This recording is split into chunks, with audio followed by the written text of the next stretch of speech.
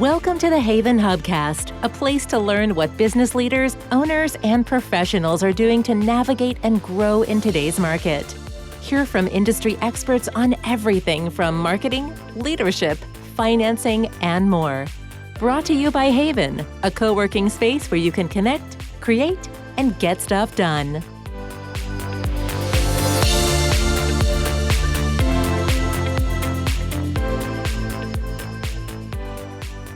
Hello, and welcome to another episode of the HAYVN Hubcast. I'm your host, Nancy Sheed, and I am giddy, excited, thrilled to be in conversation with one of the most brilliant people I know, and that is not an overstatement. Welcome to the HAYVN Hubcast, Jen Lehner. Excited to have you here. I am so happy to be here with you, Nancy. Thanks for having me.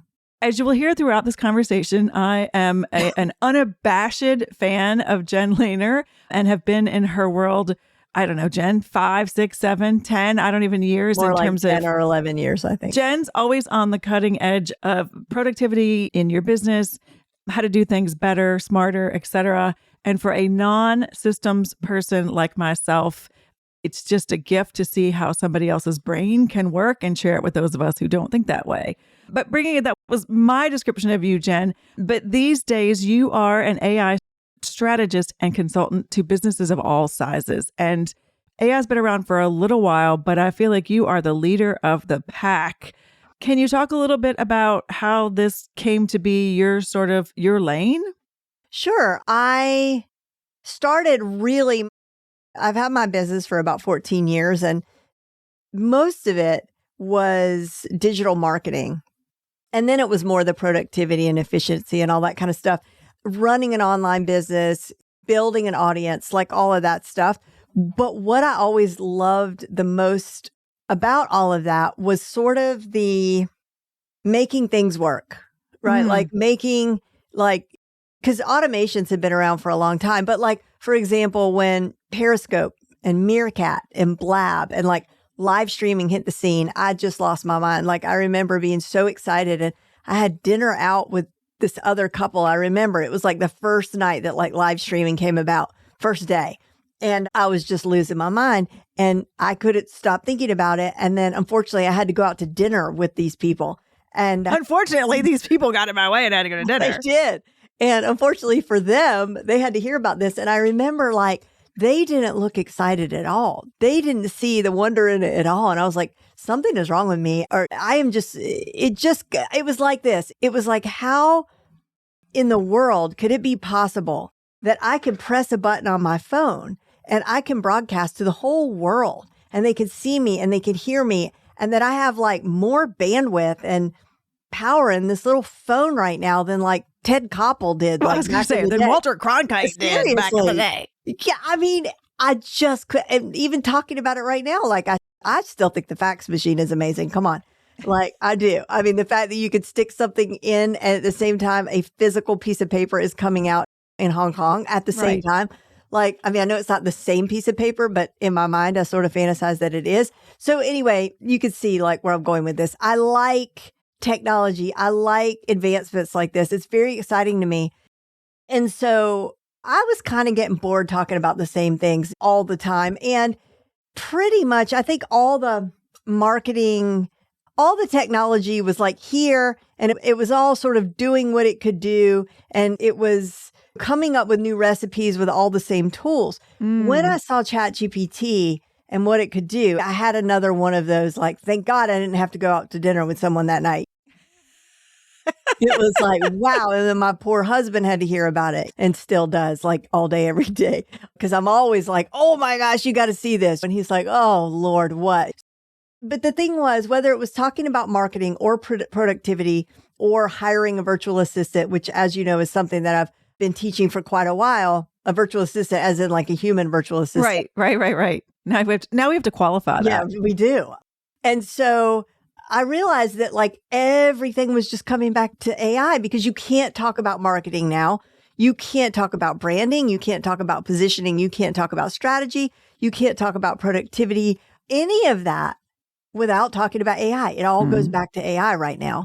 And I just think it's, I don't know, I use the word incredible. I'm lacking adjectives, but I decided finally to just, all these years that I've been in business, I never was able to niche down.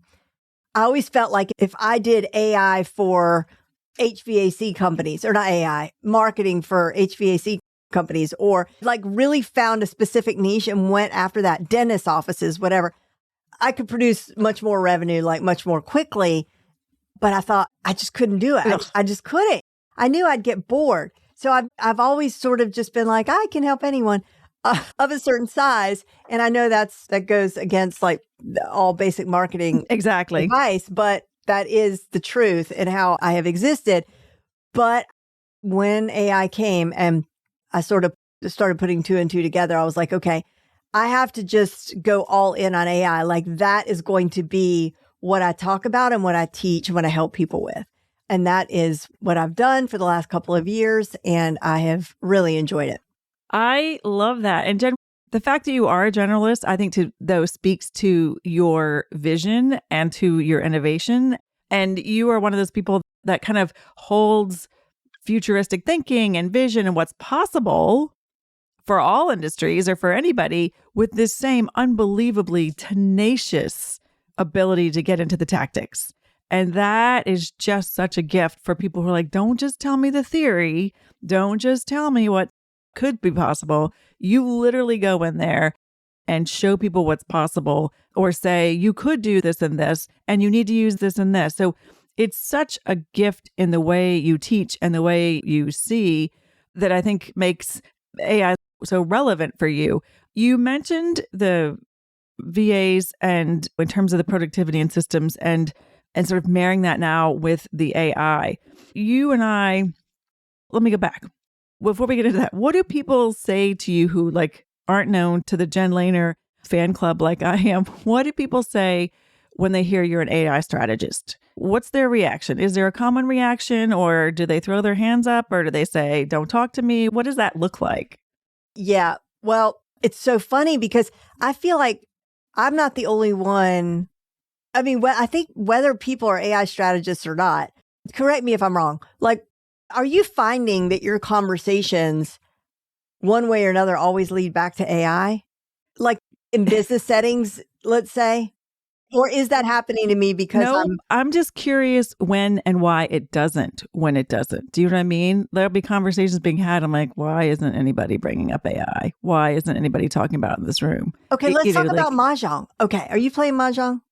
I'm not playing Mahjong. Okay, I'm just learning how to play Mahjong. And there's this card that they put out every year for Mahjong. This is a perfect example to what you're saying.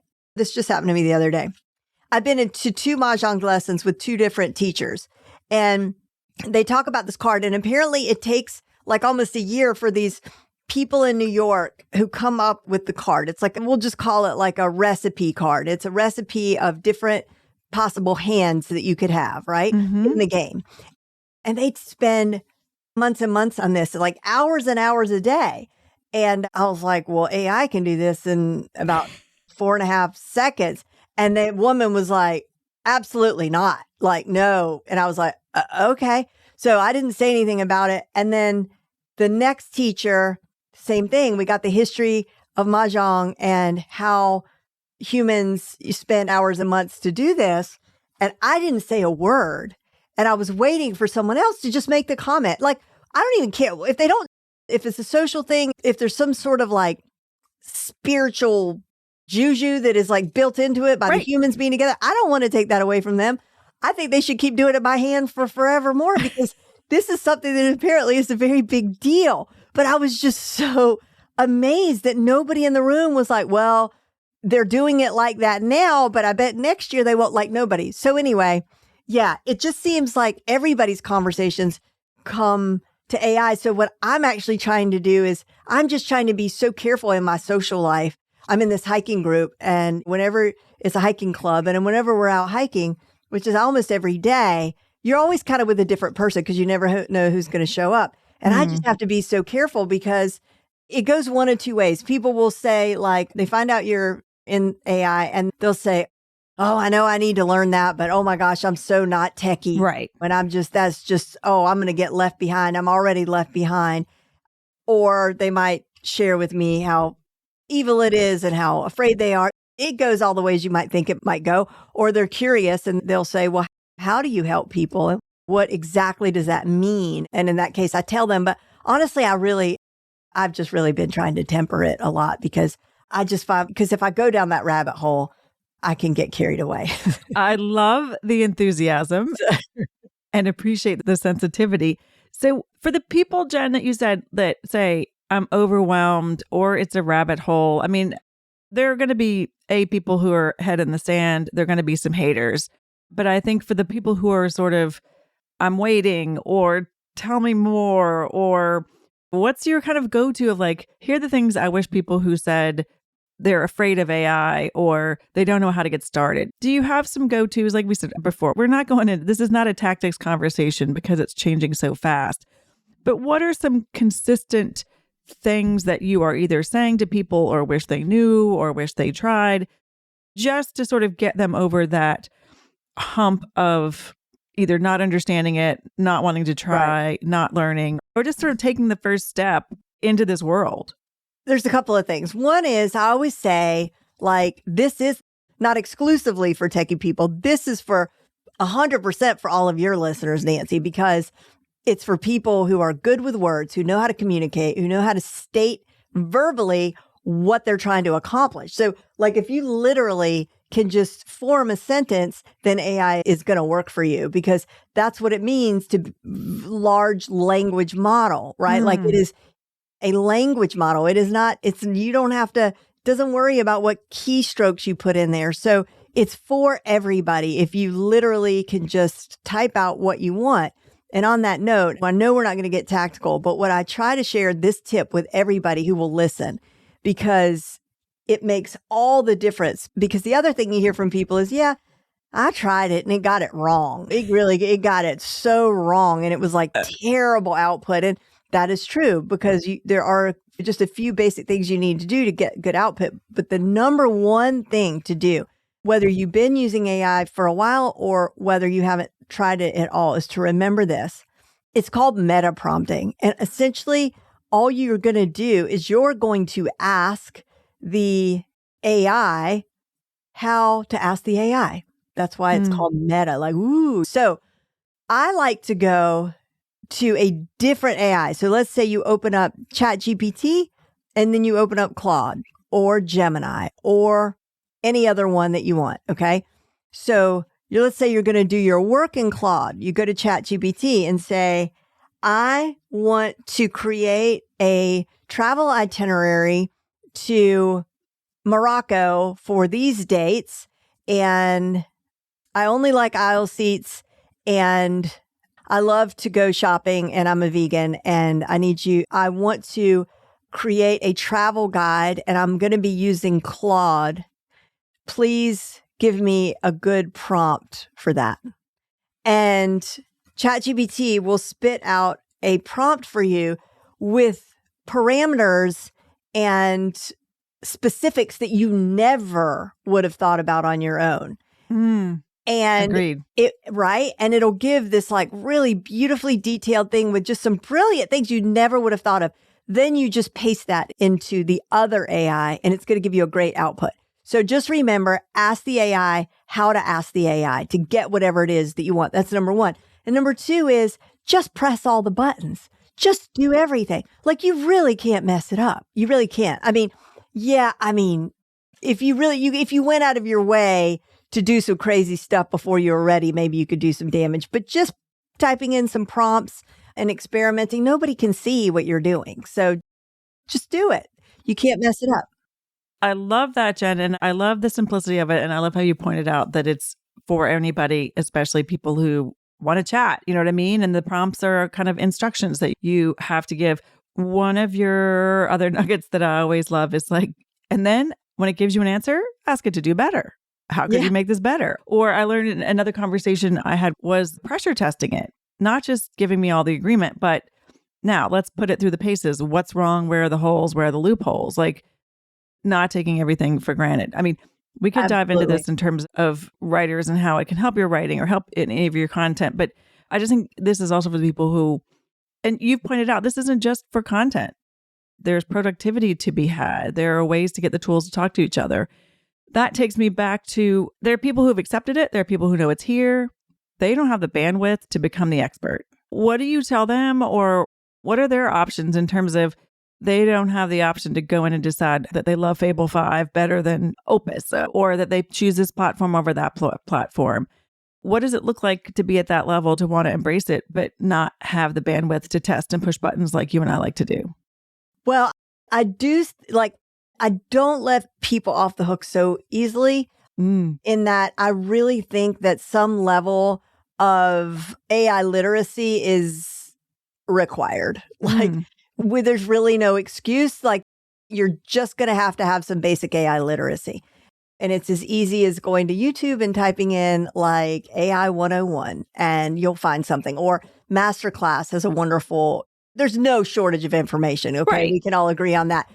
So there has to be, you can't escape it altogether, because you're just, number one, I'm going to tell you that you can find someone to handle all this for you and steer the AI ship in your business. But if you don't know what's possible, how can you ever know what to ask for, right? Like, so you have to keep your eye. So I would say, great question. That's such a good question. Some basic AI literacy. So finding yourself just a basic tutorial, make sure the date is current, obviously, because this stuff changes like by the hour. And then the other thing is to subscribe to a newsletter. I would love it if you subscribe to mine, but there are lots of newsletters out there, free newsletters, and pick one to start with, because you don't want to overwhelm yourself. Just keep your eye on, or find a newsletter about AI that fits your niche. And then they usually send them out once a week. And this gives you an example just to see the headlines, like that. Oh, I didn't know that I could create a unicorn hologram because probably in a week we can. I don't know. This will sound dated the minute it comes out, but that you now can be in interruptible conversation in your chats, which we didn't used to be. And for those of you who've never been frustrated by the long, prolonged AI answer audibly. Nancy's talking about the actual, like when you're actually chatting verbally out loud. Audibly, right. Yeah. Thank you. Audibly with ChatGPT, you can now like interrupt each other and it'll be more like a real human conversation. But except it's bad manners, as we talked about earlier. Yeah, exactly. So it's just further our bad manners. Yes, training us to be rude.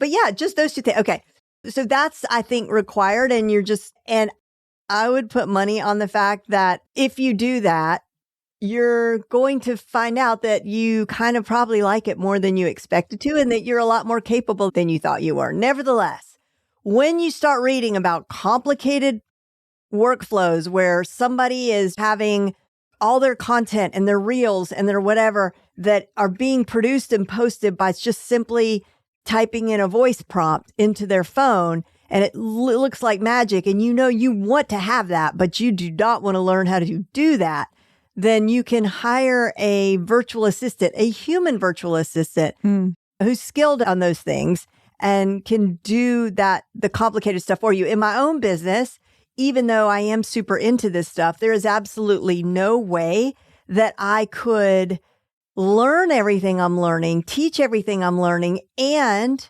deploy all of the automations and all the things that we have going if I didn't have a virtual assistant, a human virtual assistant that is actually building it all for me. Okay. So yeah, I can vibe code a website. That's when you just literally just type out what you want your website to look and it happens. I could do that, but it also has to be connected to a URL, and there needs to be domain forwarding and all that kind of stuff and everything that goes with that.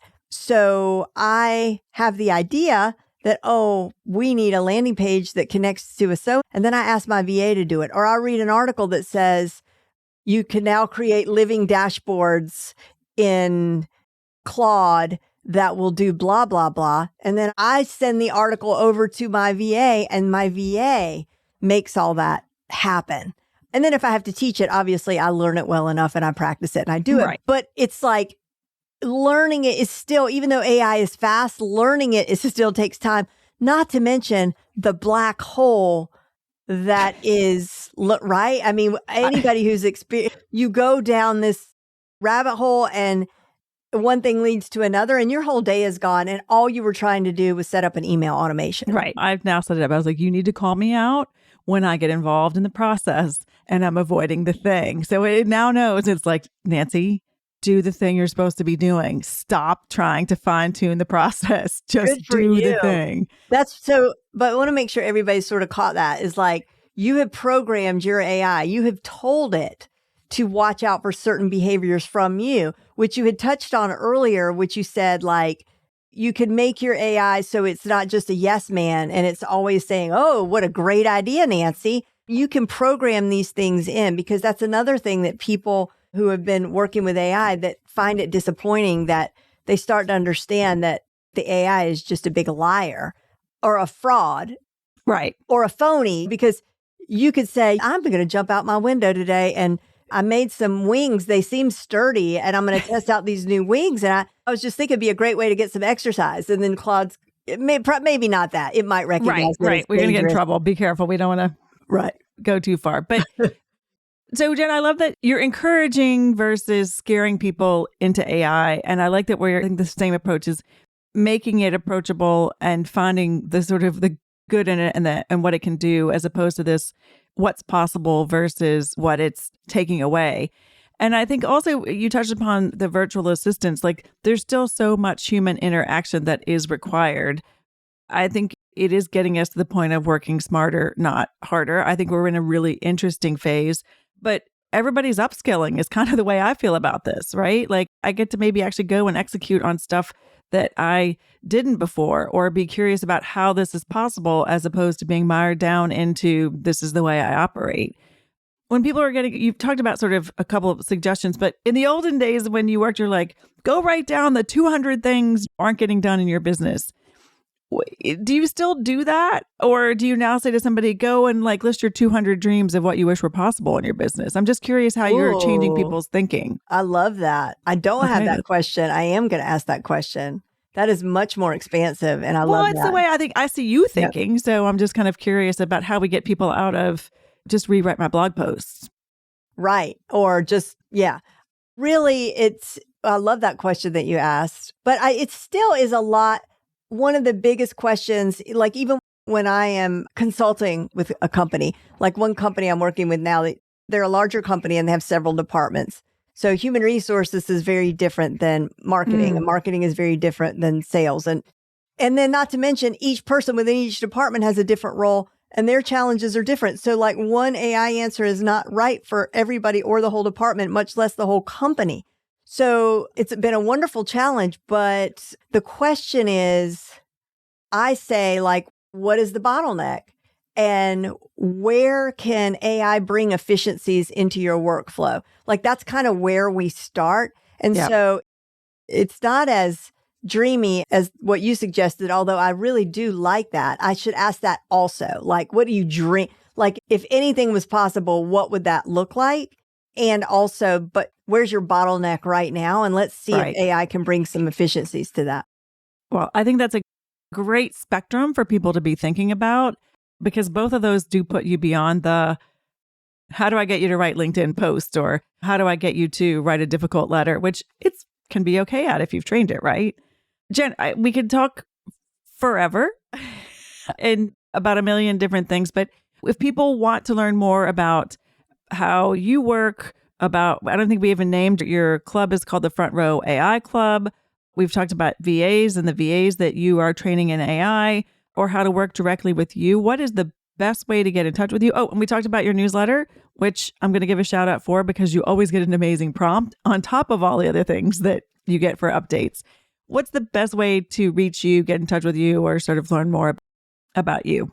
I would say the best place would be just my jenlehner.com website. And that's JenLehner.com. Super. Well, we'll put that in the show notes. Shout out. I think I tied the whole thing forward. Jen spoke to our HAYVN Marketing Collective group, about 10 days ago.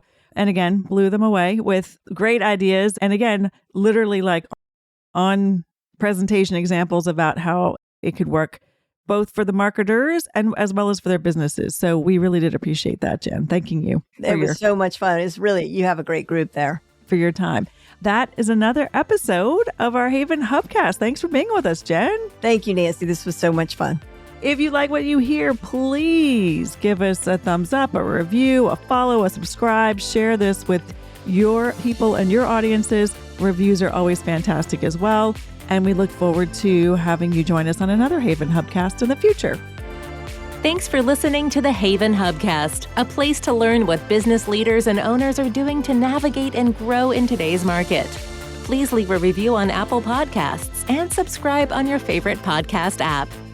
HAYVN is a co-working space and virtual community located in the heart of Fairfield County, Connecticut. HAYVN is a hub for business owners and professionals to connect, create, and get stuff done. Find out more about the HAYVN community online at hayvn.com. That's HAYVN.com. HAYVN Hubcast is produced by Sound Advice Strategies.